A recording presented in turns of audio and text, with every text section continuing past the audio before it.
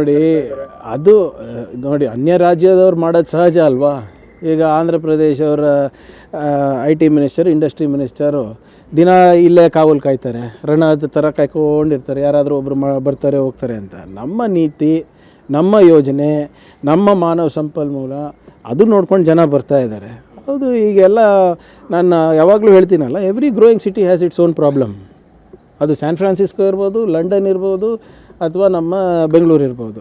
ಅದನ್ನು ಮೀರಿ ನಾವು ಹೇಗೆ ಜನರಿಗೆ ಸ್ಪಂದಿಸ್ತೀವಿ, ಯಾವ ರೀತಿ ಬಂಡವಾಳಕ್ಕೆ ಆಕರ್ಷಣೆ ಮಾಡ್ತೀವಿ, ಅದು ಇಂಪಾರ್ಟೆಂಟ್ ಇದೆ. ಆಫ್ಟರ್ ಆಲ್ ಎಲ್ಲ ಸರ್ಕಾರದ ಉದ್ದೇಶಗಳೇನು? ಉದ್ಯೋಗ ಸೃಷ್ಟಿ ಮಾಡೋದು.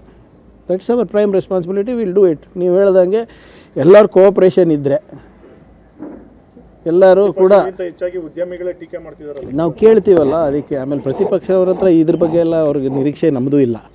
ಪ್ರತಿಪಕ್ಷದವರು ಯಾವತ್ತನ ಆರ್ಥಿಕ ವ್ಯವಸ್ಥೆ ಬಗ್ಗೆ ಇರ್ಬೋದು, ಉದ್ಯೋಗ ಸೃಷ್ಟಿ ಬಗ್ಗೆ ಇರ್ಬೋದು, ಸಕಾರಾತ್ಮಕವಾಗಿ ಏನು ಸರ್ಕಾರಕ್ಕೆ ಸಲಹೆ ಕೊಡೋದಿರ್ಬೋದು, ಅವ್ರು ಯಾವತ್ತದು ಮಾಡಿದಾರಾ? ನಿರ್ಮಲಾ ಸೀತಾರಾಮನ್ ನಾಳೆ ಕಲ್ಯಾಣ ಕರ್ನಾಟಕ ಭಾಗದಲ್ಲಿ ಪ್ರವಾಸ ಮಾಡ್ತಿದ್ದಾರೆ. ಅದು ಬರ್ತಾ ಇದ್ದಾರಾ? ಒಳ್ಳೆಯದಾಯ್ತು, ಸಂತೋಷ ಆಯಿತು. ಅದಕ್ಕೆ ತಮ್ಮ ಮುಖಾಂತರ ಅವರಿಗೆ ನಾನು ಮನವಿ ಮಾಡ್ಕೋತಾ ಇದ್ದೀನಿ. ನಮ್ಮ ಕಲ್ಯಾಣ ಕರ್ನಾಟಕ ಅಭಿವೃದ್ಧಿ ಮಂಡಳಿಯಿಂದ ನಾವು 5,000 ಕೋಟಿ ಕೊಡ್ತಾಯಿದ್ದೀವಿ. ಹಲವಾರು ವರ್ಷದ ಬೇಡಿಕೆ ಏನಿದೆ ಅಂದರೆ, ನಮಗೆ ಮ್ಯಾಚಿಂಗ್ ಗ್ರ್ಯಾಂಟ್ ಕೊಡಿ. ಯಾವ ರೀತಿ ಮಹಾರಾಷ್ಟ್ರದಲ್ಲಿ ಕೊಡ್ತೀರಾ ಅದೇ ರೀತಿ ನಮಗೆ ಕರ್ನಾಟಕದಲ್ಲೂ ಕೊಡಿ ಅಂತ ಕೇಳ್ತಾ ಇದ್ದೀವಿ. ಅಟ್ಲೀಸ್ಟ್ ಕರ್ನಾಟಕದ ಋಣ ಅಂತೂ ತೀರಿಸ್ತಾ ಇಲ್ಲ ಅವರು. 2 ಸರಿ ಆರಿಸಿ ಕಳಿಸಿದ್ದೀವಿ. ಅಟ್ಲೀಸ್ಟ್ ಇದು ಒಂದು ಭಾಗಶಃ ಆ ಋಣವನ್ನು ತೀರಿಸ್ಬೋದಾ ಅಂತ ನೋಡಬೇಕು. Thank you.